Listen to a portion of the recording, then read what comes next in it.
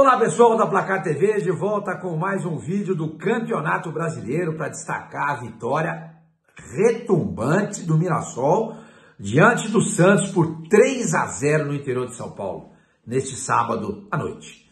Foi uma vitória que acabou em 3, mas se não fosse o goleiro do Santos, o Gabriel Brazão, poderia ter acabado muito mais. Poderia ter acabado 6 ou 7. Porque o Brazão fez no mínimo 4 defesas importantes.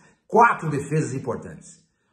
Mostrando mais uma vez que ao lado do Neymar, ele é sem dúvida alguma o grande destaque da equipe santista. Por conta disso, o presidente do Santos, a direção do Santos, o presidente Marcelo Teixeira, não pode pensar em negociar esse goleiro na metade do ano. Porque se isso acontecer, o Santos vai correr sério risco de ser rebaixado de novo. Mesmo com o time que tem. Porque o Brazão garante empates, segura vitórias e evita derrotas retumbantes, como poderia ter sido essa diante do Mirassol. O Santos tem um saldo negativo agora de 5 gols. 5 gols por conta desses 3 gols. Era só de 2, agora pulou para 5. Só fez 12 gols no campeonato, passou em branco mais uma vez, e sofreu 17, eram 14. Gente, repito, poderia ter sido muito mais. O Mirassol chutou 18 vezes no gol do Santos. O Santos só chutou 8 no gol do Mirassol. Foi uma partida ridícula do Santos. Ridícula.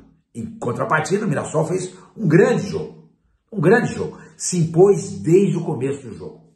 Se impôs desde o começo do jogo. O técnico Rafael Guanais, do Mirassol, fez um trabalho e, aliás, está fazendo um trabalho muito importante à frente do time do interior de São Paulo. Impressionante. O time sabe o que quer. O time está bem posicionado em campo. Tem ideias, coisa que o Santos não tem. O Mirassol, por exemplo, sabia fazer a marcação-pressão do Santos. O Santos não sabe marcar pressão? Ninguém. O Mirassol estava a segunda bola, quando vinha assim, escanteio ou falta, sempre caía nos pés de um jogador do Mirassol. Por quê? Porque o time estava bem distribuído em campo. E o Santos muito mal distribuído. Time lento, sem ideias, e que alguns de seus jogadores jogando futebol bem abaixo. Por exemplo, Roleiser jogou muito mal. Não jogou bem. Pituca, mal demais, mal demais. Zé Ivaldo, mal. Entendeu? Então, quer dizer, você começa... O Zé Rafael, outro jogador importante do Santos, jogou muito mal.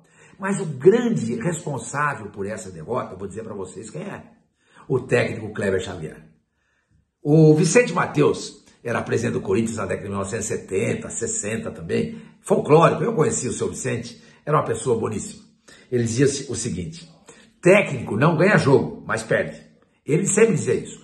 Técnico não ganha jogo, mas perde. Foi o caso desse jogo desse sábado contra o Mirassol no interior de São Paulo, feito pelo Santos. O técnico perdeu o jogo, porque foi incompreensível as escalações do Igor Vinícius, bom, o Igor nem tanto, mas o Zé Ivaldo e do Pituca não fazia o menor sentido.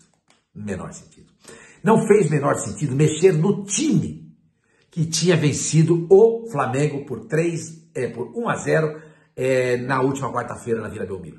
Mudou o time pra quê? O time estava embalado, o pessoal foi pra rua, nos braços da torcida, a mídia falando bem, etc e tal. Aí começa esse jogo, ele muda 3 jogadores. Pra que ele mexeu no Escobar da direita para colocar o Igor Vinícius? Por que ele tirou o Rincon para colocar o Pituca? Por que ele tirou o Baixo para colocar o Zé Ivaldo? Pra quê? Pra quê? Pra poupar? O time ficou parado aí 30 dias, fez um jogo só, que foi a volta contra o Flamengo. Teve aquele amistoso com a Desportiva Ferroviária, mas isso não conta, foi um jogo treino. Pra que ele fez isso? A troco do quê? Esse que é o problema. Quando você tem, dirigindo o seu time, um técnico estagiário, que é o caso do Kleber Xavier. Aí você pode dizer pra mim, Sormani, mas quando ganhou do Flamengo, todo mundo elogiou. Pera um pouquinho, a gente elogiou a vitória. Não o desempenho do time do Santos. Não. O Santos jogou dentro da Vila Belmiro contra o Flamengo como se fosse um time desse tamanho. Se defendeu o jogo inteiro. Qual foi o mérito do Kleber Xavier? Ter arrumado ali o posicionamento da defesa do Santos de modo a impedir o desenvolvimento do time do Flamengo. Tramas, ocupação de espaço, etc. É verdade. Mas isso é muito mais fácil do que você construir. Defender é mais fácil do que atacar. E o Santos mostra que é um time que vive absolutamente às custas da inventividade, da criatividade dos seus jogadores.